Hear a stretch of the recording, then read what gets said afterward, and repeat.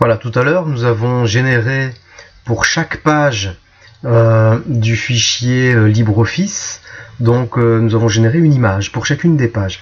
Et donc nous sommes ici en présence de la page 1, la page 2, etc. Donc on est bien sur des fichiers images.jpg, JPEG. À partir de là, on va ouvrir le logiciel QCM interactif. Je double-clique donc sur son raccourci, sur le bureau, pourquoi pas.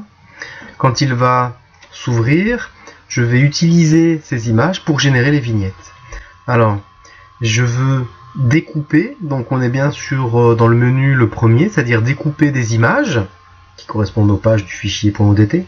Donc découper des images en vignettes, et j'ai bien 6 vignettes pour une image.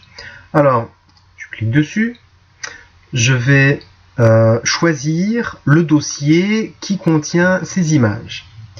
Pour ça, je vais aller dans au bon endroit.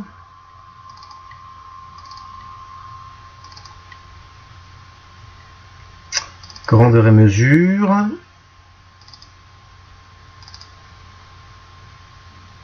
Et donc du coup, on ne les voit pas, mais je sais qu'elles sont là. Donc du coup, c'est juste pour sélectionner un dossier. Alors, je sélectionne le dossier. Et j'ai donc ici toutes les images. Donc on peut voir en fait les vignettes, il n'y a pas de problème. Donc par rapport à ça, je sais que je vais toutes les utiliser. C'est-à-dire que j'en ai 18, je les mets toutes dans la liste des images choisies.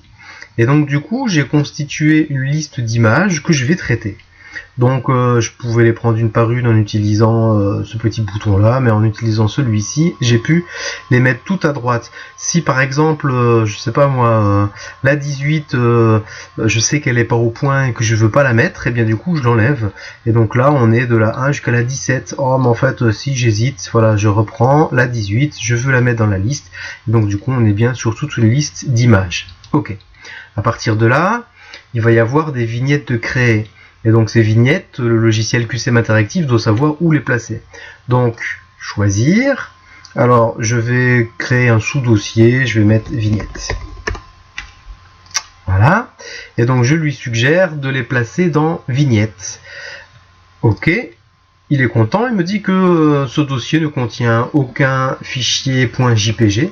C'est-à-dire que si on a déjà 18 vignettes, enfin oui, ou quelques vignettes, et qu'on souhaite compléter ces vignettes, on peut, si on va jusqu'à la question 18, et ben, la question suivante sera 19, etc.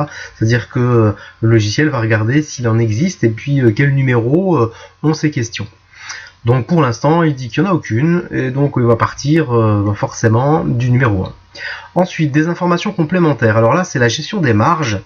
Donc on peut choisir en pixels les marges qu'on veut. Comme on a une image, on peut dire oui mais à gauche j'ai une belle marge, à droite j'ai une belle marge. Alors on peut le faire à la main, ou alors j'ai un bouton ici, c'est proposition de marge. Donc je clique dessus et vous voyez que on est sur une marge de 110 pixels à gauche, 110 pixels à droite, 100 pixels en haut. Et donc à partir de là, ce sont des tests que j'ai déjà réalisés. Et ce sont, il me semble, les pixels en fait les plus pertinents pour utiliser ces vignettes qui ont été construites à partir du modèle LibreOffice. Je valide. Voilà, et donc on est bien en confirmation ici. Ensuite, je vais faire exécution. Alors, pour le logiciel, les images sources, il a bien 18 images, il est content. Le dossier de destination, pour lui, en fait, il n'y a aucun problème. Il comprend où aller les placer. Et puis au niveau des marges, eh bien du coup, il a bien accepté ces marges-là. Je clique sur Action. Alors le bouton reste enfoncé parce que il a pas mal de travail à faire, quoi, hein. Il faut qu'il crée toutes ces vignettes.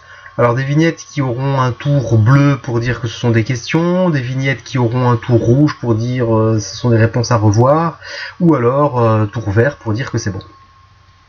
Voilà, il est en train, donc le logiciel nous a averti que 108 vignettes ont été créées pour 36 séries de questions.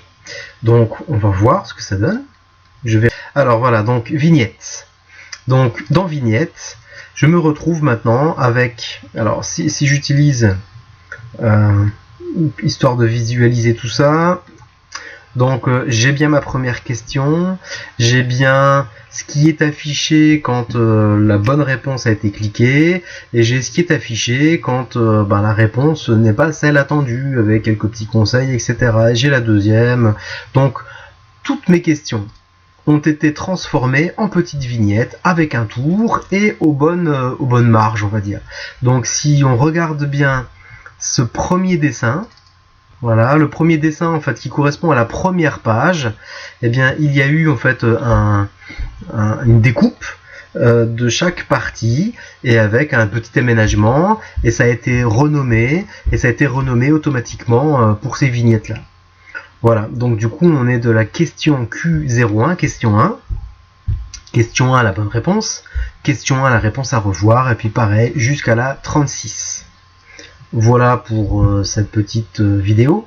Donc on verra qu'il y a d'autres méthodes pour construire ces vignettes. En tout cas, en voici une que j'utilise souvent.